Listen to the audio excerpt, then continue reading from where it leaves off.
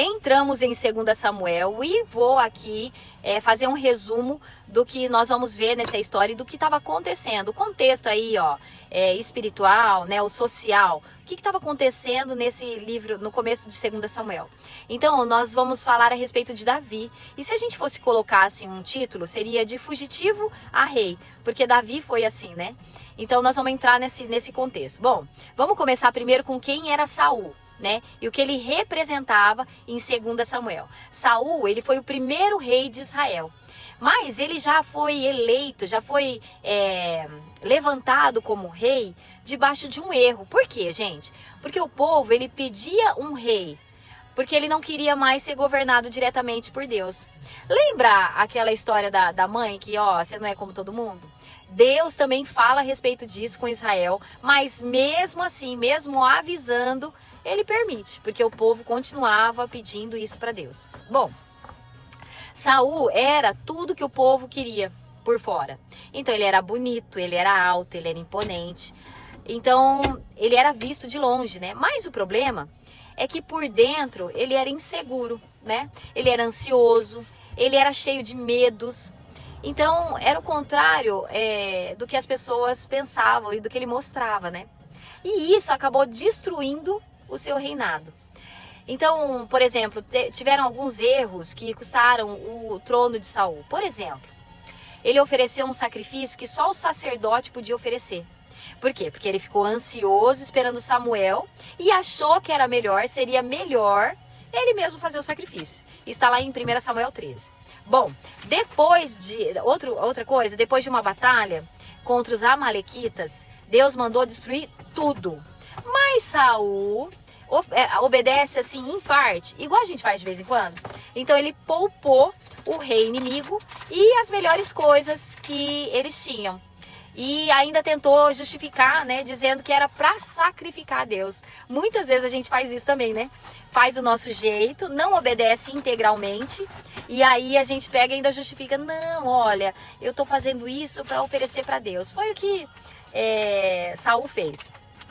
Depois, Samuel responde para ele com uma das frases mais pesadas do Antigo Testamento. E vou falar, depois que a gente entende esse contexto, você vai entender também essa frase. Obedecer é melhor do que sacrificar. Não adianta você oferecer o mundo inteiro, a sua vida para Deus, se você não for obediente a Ele. Entende?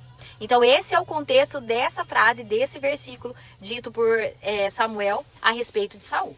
Bom, e aí depois disso, o Espírito de Deus, ele se afasta de Saul. Então, um espírito atormentador veio no lugar. Então, quando a presença de Deus sai, o espaço fica vazio. E com certeza isso faz com que alguma coisa entre no lugar, né? Então, foi um espírito atormentador. E aí, vamos falar um pouquinho de quem era Davi antes de 2 Samuel. Davi era o filho mais novo de Jessé.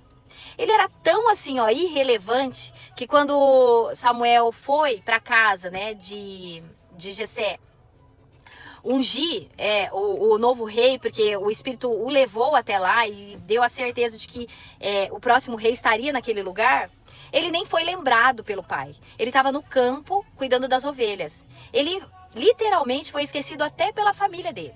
Mas Deus, ele pega e fala no coração de Samuel: os homens olham para o exterior, mas o Senhor olha para o coração. E aí o pai se lembra de Davi, manda chamar ele do campo, e aí Samuel tem a certeza de que ele seria o rei, né? E aí Davi, ele foi ungido ali mesmo, naquele campo, né? Mas ninguém sabia. Ele voltou para as ovelhas, continuou sendo o pastorzinho, entre aspas. E foi nesse tempo escondido que ele desenvolveu uma coisa que Saul ele nunca teve: intimidade com Deus. E aí entram duas coisas: primeiro, o tempo de Deus e o nosso posicionamento diante de Deus. Porque mesmo esperando a promessa, já tendo a promessa, ele mesmo assim continuou servindo a Deus no seu cotidiano e esperando o tempo certo para então se posicionar. Isso para mim já assim, ó, só o resumo já ministra o meu coração. Bom, em Salmos, que ele escreveu, essa frase, ela é de partir o coração, né? Porque alguém que conversava com Deus de verdade, muitas vezes esteve no deserto, na solidão, com medo.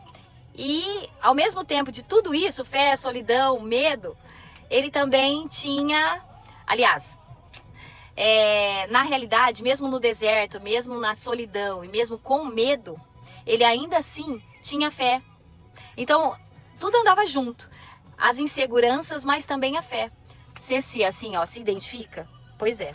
Bom, aí veio Golias, eu tô resumindo, tá, gente? Aí veio Golias, depois a fama, depois a amizade com Jonatas, e assim, eu não sei vocês, mas todas nós temos alguém que a gente, como Jonatas, que é companheiro de vida, de desabafar, de compartilhar, e Jonatas foi assim, apesar de ser filho de Saul, né?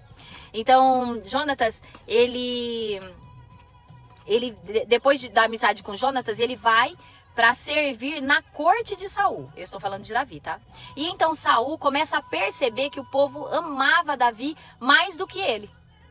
E aí ele foi começando a ser consumido por ódio, porque vinha da inveja, né?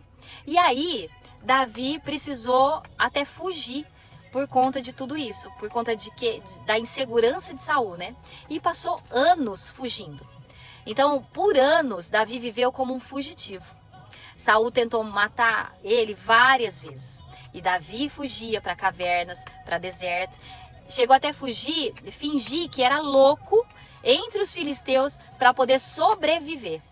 Eu não sei você, mas assim, ó, eu super me identifico. Porque tem hora que a gente foge mesmo das circunstâncias, tem hora que nós somos perseguidos mesmo, e tem horas que a gente precisa mesmo ficar numa caverna, ali, ó, na presença de Deus, ou fugir mesmo. A Bíblia fala, né, que é pra gente fugir da aparência do mal, né? E aí, entra uma coisa que é muito legal também, e até impressiona a gente.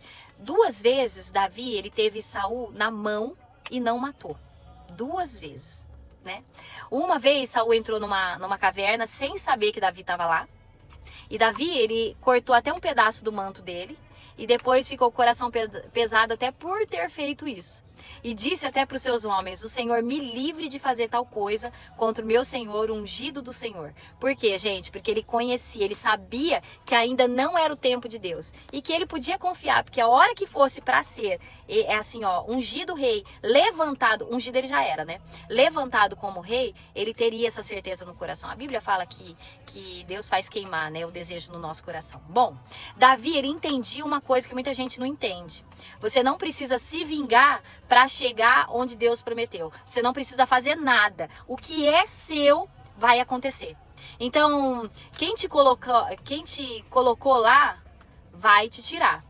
Não é o seu trabalho apressar esse processo, sabe? Então, Deus, ele já tinha ungido Davi. Davi já tinha essa consciência. Então, o mesmo Deus que ungiu ele ia colocar ele como rei. Então, ele não precisava ter pressa. Ele descansou. Você entende, irmã? Descansou. Bom, aí vem a morte de Saul e a reação de Davi quando soube. Então, Saul, ele morreu numa batalha lá no Monte Gilboa, junto com Jonatas, que era o melhor amigo de Davi. Um homem chega até Davi com a notícia, mas mente, dizendo que foi ele que deu o golpe final em Saul. Gente, não parece novela? Pois é. E aí ele achou que por conta disso ia ganhar alguma recompensa de Davi. Vamos parar para pensar? Saul perseguia Davi. E aí vem um cara, mata Saul, eu vou lá e vou falar que foi eu. E aí, quem sabe ele me coloca em algum alto, assim, no poder, né? Me coloca em algum lugar de destaque. Mas o que aconteceu? Davi, ele entendia o tempo de Deus. Ele entendia que Deus era o Senhor, entende? Então ele chora. E além disso, ele manda matar o cara que matou Saul. E ele, junto com essa reação, ele escreveu um lamento maravilhoso. Ele é belíssimo. E ele escreve isso por Saul e por Jonatas. Então, inclusive, por Saul, aquele homem que passou anos tentando matar ele. E aí você pode pensar assim, nossa, mas que homem fraco. Não, gente, ele tinha um caráter, né? Então, Davi, ele não estava celebrando a queda do inimigo. Ele estava de luto. Porque ele entendia que, assim como ele já tinha sido ungido, tudo é permissão de Deus. E Saul estava ali porque era permissão de Deus também. E aí nós vamos falar um pouquinho do fio dessa história de 2 Samuel. Nós vamos resumir aqui do 1 ao 8, tá? O capítulo 1 é a notícia da morte de Saul que chega, né? Então ele fica sabendo e aí tem a reação. Ele chora e escreve o lamento por Saul e por Jonatas. Eu acho mais por Jonatas do que por Saul, mas é lindo esse lamento. Bom, depois entra o capítulo 2. Davi então é ungido rei de Judá em Hebrom. Mas Abner, que entra na história, coloca Isbosete, filho de Saul, como rei de todo o resto de Israel. Então o reino fica dividido literalmente ao meio. Aí entra o capítulo 3, que é a guerra civil. Eles guerreavam entre eles, entre as duas casas. Abner briga com Isbosete e decide então mudar de lado. Novela, gente. E aí ele vai para Davi. Joabe mata Abner por vingança e Davi fica furioso. Gente, Joabe era um dos bambambam de Davi. Ele era assim, ó, muito tempestuoso, essa é a palavra? Ele era muito, né? Mas ele era muito necessário no exército de Davi, né? Mas Davi fica furioso, porque, mais uma vez, o homem entra à frente de Deus, né? Tudo é permissão de Deus, mas às vezes a gente tenta encurtar o caminho, né? Aí entra o capítulo 4, que Isbosete é assassinado pelos próprios capitães, por gente dele, enquanto ele dormia. Olha só, gente.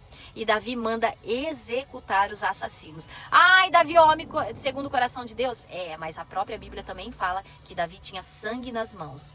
Então são duas vertentes, né? Então eu lembro daquele versículo: simples como a pomba, prudente como a serpente, irmã. E aí, o que dá a entender, gente? Que ele não quer o trono pelo caminho errado, né? E aí entra o capítulo 5. As tribos de Israel finalmente reconhecem Davi como rei de todo Israel. Então ele conquista Jerusalém e Jerusalém se torna a capital. Os filisteus, eles chegam a atacar 2 vezes, mas Davi vence, porque ele estava com Deus, né, gente? E aí entra o capítulo 6, que Davi tenta trazer a arca de volta para Jerusalém. Uzá toca na arca e morre. Davi fica com medo e interrompe para tudo. Mas depois ele retoma, né, o que ele estava fazendo, mas com reverência e até dança diante do Senhor, de tanta alegria de poder estar ali, porque a arca, gente, vamos combinar que representava mesmo a presença de Deus. Aliás, a arca, ela tinha essa representação, né, a presença de Deus. Aí entra Mical, né, gente, que vai ali criticar o marido, porque ele estava dançando, né? E aí entra outra coisa, que depois, se você é dos estudos bíblicos, nós vamos ter áudio sobre isso. Mical critica o marido e paga um preço por isso, ficando estéril.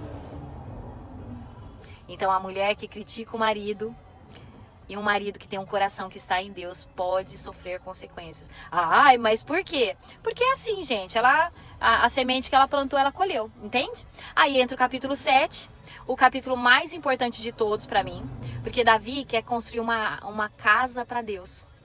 E Deus responde: não vai ser você, vai ser o seu filho. Por quê, gente? Porque muitas vezes isso queima no nosso coração, mas a gente deixa um legado para os nossos filhos. Vocês entendem o que a Bíblia fala nas entrelinhas? Eu amo, gente. E aí, ele faz uma aliança eterna com Davi. O nosso Deus faz uma aliança eterna com Davi. A linhagem dele nunca vai acabar. Tanto que Davi é celebrado até hoje como o maior rei lá em Israel. Bom, e é aqui que o caminho para Jesus começa a ficar mais nítido, tá? No capítulo 8, Davi expande o reino em todas as direções. Então ele teve vitória sobre filisteus, moabitas, sírios, edonitas. Então Israel chega no auge do poder, era a potência da época. E o texto lá da Bíblia fala o seguinte: o Senhor dava vitória a Davi por onde quer que ele fosse. E se você quiser, você pode pegar esse versículo para você e risca o nome de Davi aí, ó, coloca em cima assim o seu nome, ou coloca o seu sobrenome, para isso ser um decreto eterno para sua família. Bom, o que esse tecer do capítulo, desses 8 capítulos, é lindo demais, gente. Porque um homem que, assim, ó, revela o quê? Um homem que esperou a vontade de Deus, que sofreu, honrou mesmo assim, honrou até quem não merecia, porque ele foi perseguido por Saul, mas ele confia no tempo de Deus e ele consegue chegar lá. Ele não chega perfeito, mas ele chega com o coração voltado para o lugar certo. Amém? Então é isso, gente. Davi, ele honra, ele espera o tempo de Deus, ele descansa em Deus, mas ele faz a sua parte. E ele é, hoje, até hoje, ele é conhecido como o maior de todos os reis. Porque foi um homem segundo o coração de Deus. Não era bobo, mas também buscava sempre a vontade de Deus para a sua vida. Certo? Esse foi o resumão para você entrar em 2 Samuel.